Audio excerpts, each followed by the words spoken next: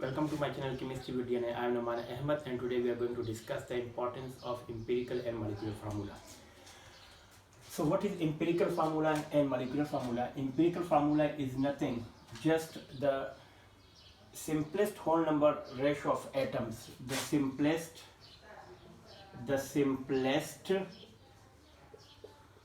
whole number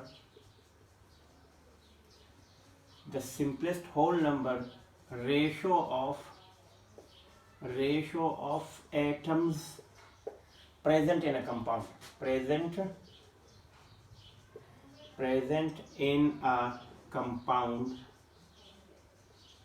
is called empirical formula. A formula which shows the simplest whole number ratio of atoms present in a compound is called empirical formula, while molecular formula, the actual number of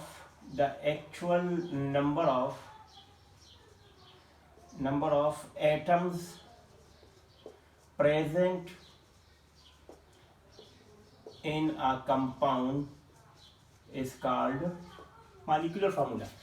The simplest whole number ratio of atoms present in a compound is called empirical formula, and the actual number of atoms present in a compound is called a molecular formula. For example, H2O2 is the molecular formula for hydrogen peroxide, and C6H6, this is hydrogen peroxide.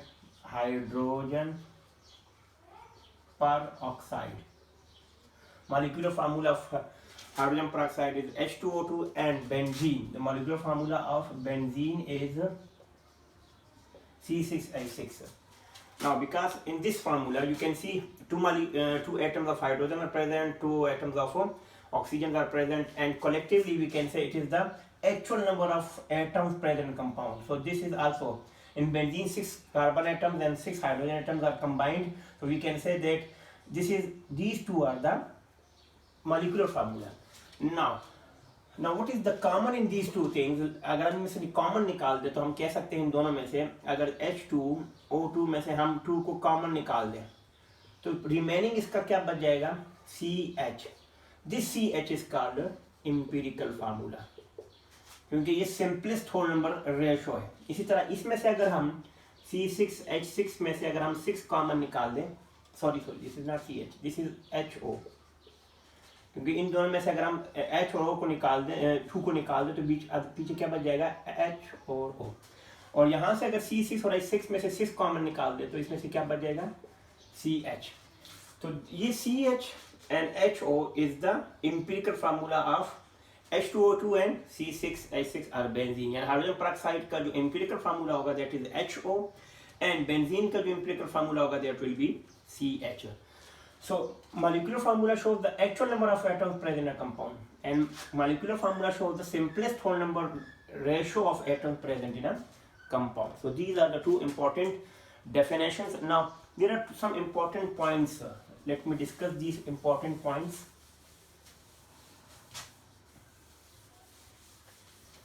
Number 1, in note, I am writing it in a note. Empirical formula and molecular formula can be identical. This is the first. Empirical formula and molecular formula can be identical. यानी empirical और molecular formula same हो सकते हैं, एक जैसे हो सकते हैं. कैसे? जैसे CCl4 कार्बन टेट्राक्लोराइड, इसी तरह वाटर लाइक सल्फर डाइऑक्साइड. अब इन सब का empirical formula molecular formula same, यानी you can not take out the common in it. आप इसमें से कॉमन नहीं निकाल सकते हैं, ये already simplest whole number ratio में. So that's why this is the empirical formula of carbon tetrachloride and also the molecular formula. This is the empirical formula of water and also molecular formula of water. This is also the sulfur dioxide. Empirical formula of sulfur dioxide is this, and molecular formula of sulfur dioxide is this. I mean, we cannot take out the common, so that's why some compound or some molecules and some elements have same empirical and molecular formula. So this is very important point. You must note it. The empirical and molecular formula can be identical for some compound. This is point number 1. You should write it. Second point, which is very important, point number 2 about empirical formula and molecular formula. That is, okay, so molecular formula may be the multiple of the, maybe a multiple of the empirical formula. We can say that the molecular formula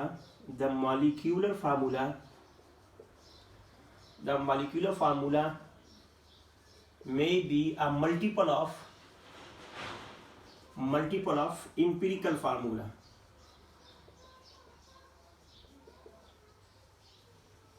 यानी molecular formula जो है वो empirical formula का double भी हो सकता है, triple भी हो सकता है, 6 टाइम भी हो सकता है, 7 टाइम भी हो सकता है। जैसे अगर हम ये देख लें, अगर हम बेंजीन को देख लें C6H6, तो अगर इसमें से हम कॉमन निकाल दें तो ये हो जाएगा CH, कॉमन आ गया।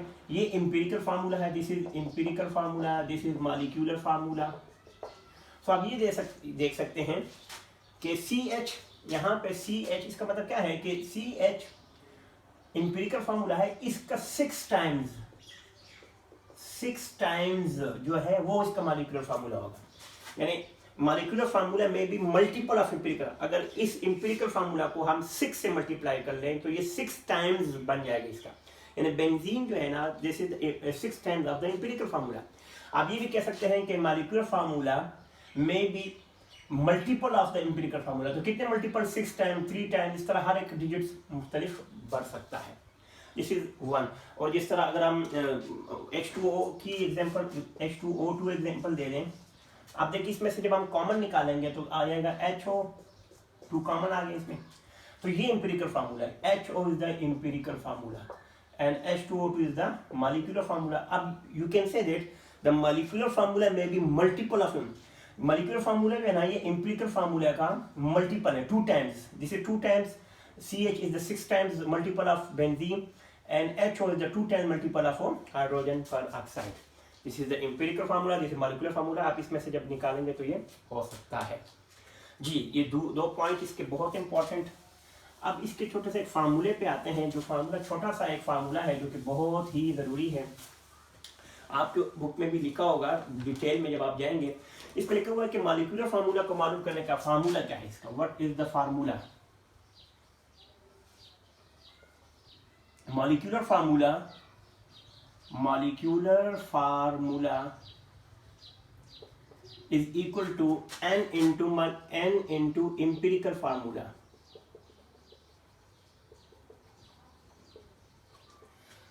अगर आपने मॉलिक्यूलर फार्मूला फाइंड करना है तो molecular formula is equal to n, where n is nothing, n is only the integral and it shows the ratio of molecular weight and empirical formula weight. ये ratio बताता है।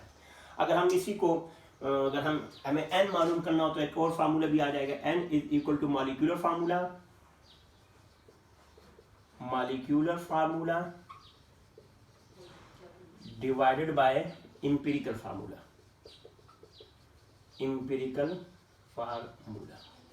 तो n की value आप यहां से भी मालूम कर सकते हैं।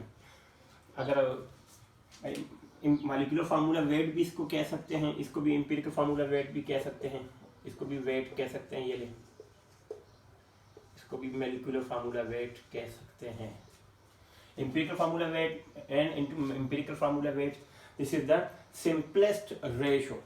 Okay, one thing very important, this is point number 3, the last point, and which is very important, that a compound may have empirical formula as molecular formula as well. Do not have, some compounds have only some compounds have empirical formula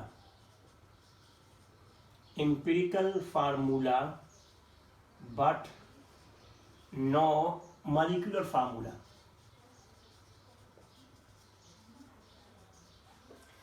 कुछ compounds के empirical formulas होते हैं but no molecular formula, जैसे NaCl and K2SO4, like 2 example, NaCl और K2SO4, इन सब का only empirical formula is present, no molecular formula. Because अगर कोई पूछे क्यों, तो आप ये कह सकते हैं कि the reason is that no independent molecule of NaCl is present. इसमें आप ये कह सकते हैं कि no independent molecule of NaCl exist नहीं करता है। तो ये some these are the exceptional cases NaCl। तो इसका हम एम्पिरिकल फार्मूला मालूम कर सकते हैं, लेकिन इसका मॉलिक्यूलर फार्मूला नहीं। हम इसको हमेशा जब भी लिखेंगे NaCl को फार्मूला यूनिट मैच में ही लिख सकते हैं। So this is a small difference between what is empirical formula and molecular formula. We define what is empirical formula. Empirical formula is the simplest whole number ratio. This is empirical formula and this is molecular formula. Empirical formula is the simplest whole number ratio of atoms present in a compound. Molecular formula is the actual number of atoms present in a compound. So these are some difference between them. We can find out empirical formula from the molecular formula, but some compounds have only empirical formula and do not have molecular formula. That is the exceptional cases of this compound. So I hope you enjoyed the video. Take a very good care of yourself. Assalamu alaikum.